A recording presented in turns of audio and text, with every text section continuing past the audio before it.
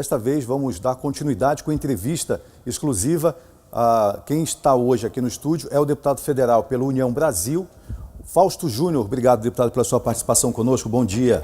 Bom dia, eu que agradeço aqui a oportunidade da Rede Tiradentes, da gente prestar contas do nosso mandato e também daquilo que a gente pretende fazer nesse ano de 2025, de acordo sempre com a vontade da população. Deputado, em 2024 o senhor estava deputado federal, pediu licença, assumiu um cargo no governo do Amazonas, se não me engano, Sendurbe, né, que trata aí de questões relacionadas à infraestrutura na capital e também na região metropolitana.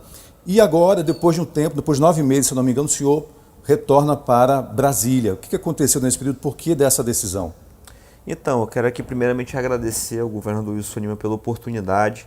Nós pudemos contribuir com o governo do estado nesse período de 11 meses que nós passamos à frente da secretaria, seja na parte de moradia, uma vez que o programa Amazonas Meu Lar tem sido o maior programa de regularização fundiária e de entregas de moradia do estado do Amazonas, uma meta aí de quase 24 mil soluções de moradia até o final de 2026. Nós pudemos contribuir com esse programa e também com o programa Asfalto Amazonas, que levou asfalto tanto aqui na capital como no interior do estado, como também diversas outras ações onde a gente pôde contribuir, também trazendo investimentos, articulando esses investimentos em Brasília, seja através das operações de crédito, seja através de emendas parlamentares. Então foi um ano muito produtivo e que a gente entendeu que agora, nesse ano de 2025, que é um ano onde haverão grandes articulações políticas, a continuação ali das pautas de defesa da Zona Franca de Manaus,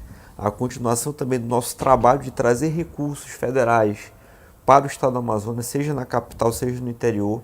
Então a gente entende que 2025 é um ano crucial do ponto de vista de articulação política lá em Brasília, para que a gente possa concluir aí o nosso mandato com muito êxito. Entendi. Então o senhor não teve nenhum tipo de desentendimento, foi um momento que o senhor achou que deveria dar prioridade para os assuntos tipo reforma tributária, essa questão também da BR em Brasília. Foi por isso que o senhor decidiu aí fazer essa mudança. Exato.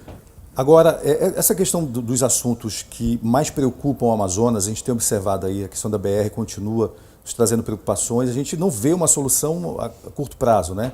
Esse é um assunto também que preocupa e de que forma o senhor em Brasília pode ajudar, né, junto à bancada, para tentar facilitar essa questão da BR.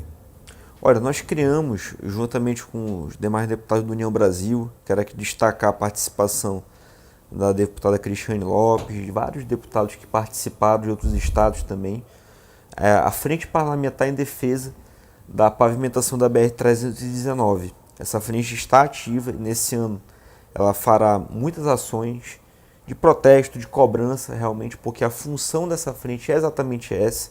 São 200 deputados federais que assinaram a criação dessa frente por entender da necessidade da pavimentação da BR-319, da necessidade de nós não podermos deixar dois estados da federação isolados, que no caso é o estado do Amazonas e o estado de Roraima.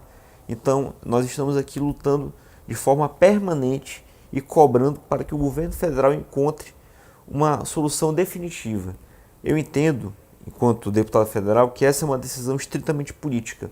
Nós não podemos aceitar que a falta da manutenção de uma estrada que já existe, ou seja, nós não estamos discutindo a criação de uma nova estrada. Nós estamos discutindo a manutenção de uma estrada que foi inaugurada em 1976 e que, portanto, no final desse mandato completará 50 anos desde a sua criação.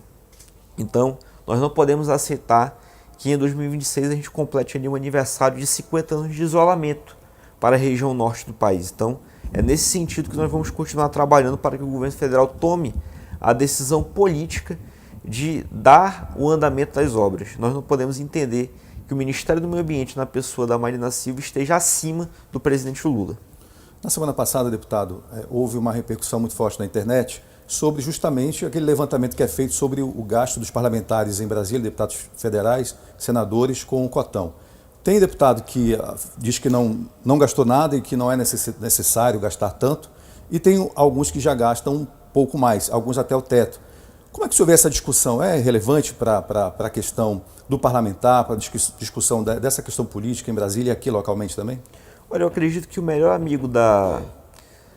inimigo, digamos assim, da corrupção é a transparência. Tem que ver o que foi feito com esse recurso.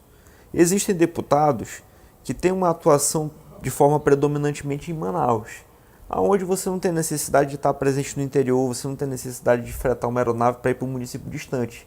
Então, naturalmente, esse gasto com o cotão ele vai ser reduzido.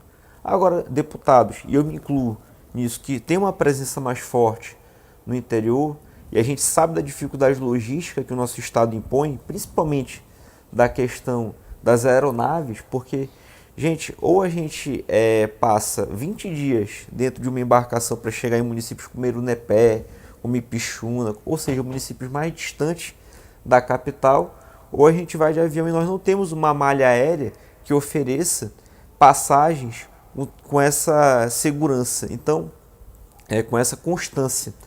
Então, a gente precisa entender de que forma está sendo gasto.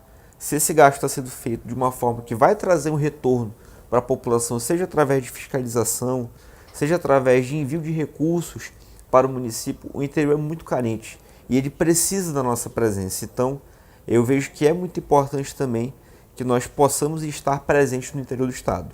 Deputado, ainda nessa questão de cunho político, o senhor, em 2020, tinha uma atuação muito crítica, muito independente, digamos assim, né?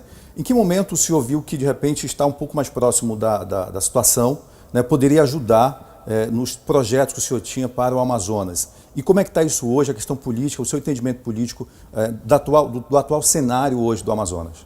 Olha, o meu lado político sempre foi o povo do Amazonas. A gente sempre procurou contribuir daquilo que a gente entende que era o melhor para a população.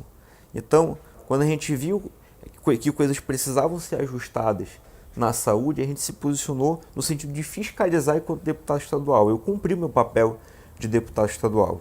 E hoje, como deputado federal, eu tenho cumprido meu papel também de trazer recursos para que a gente possa, não só com discurso, não só com fiscalização, mas também com algo efetivo, com algo concreto, ajudar, no caso da saúde, a solucionar os problemas que são problemas históricos.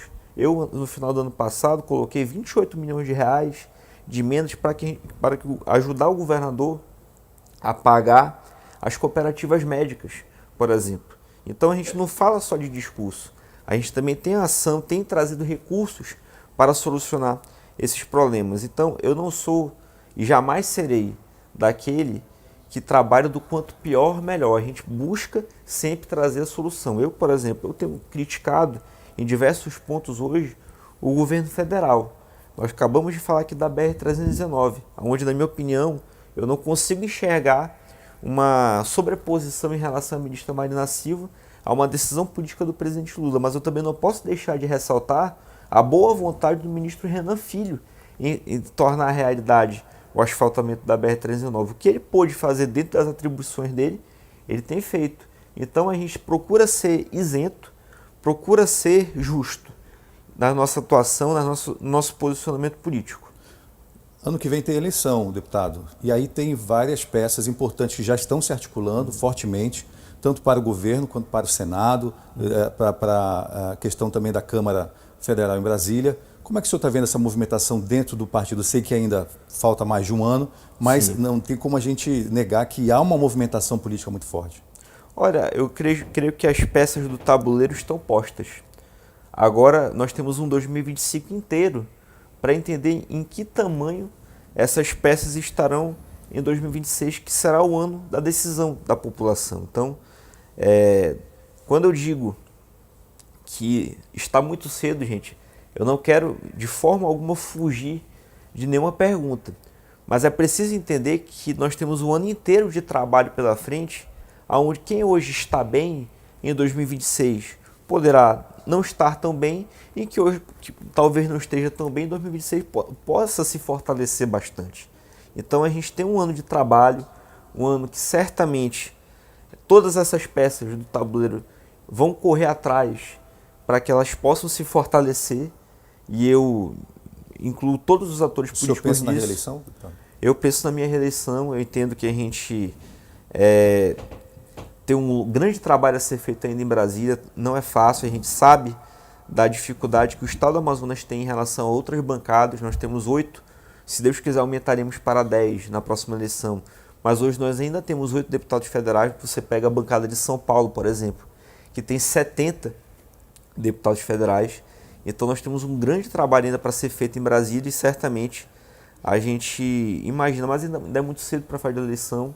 Eu me incluo nessa condição de que em 2025 nós ainda temos muito a fazer, já fizemos muito nesses primeiros 2 anos de mandato, mas nós ainda temos aí 2 anos para fazer muitas entregas e certamente nós faremos. Deputado federal pelo Amazonas, pela União Brasil, Fausto Júnior, muito obrigado pela sua participação conosco aqui no Manhã de Notícias. Um bom trabalho, um bom retorno a Brasília. Eu que agradeço, peço para que vocês possam nos acompanhar nas redes sociais. Nossa rede social é Fausto JR AM lá. Te peço para que você dê a sua sugestão, a sua crítica e dessa forma a gente consiga fazer o melhor trabalho juntos. Muito obrigado.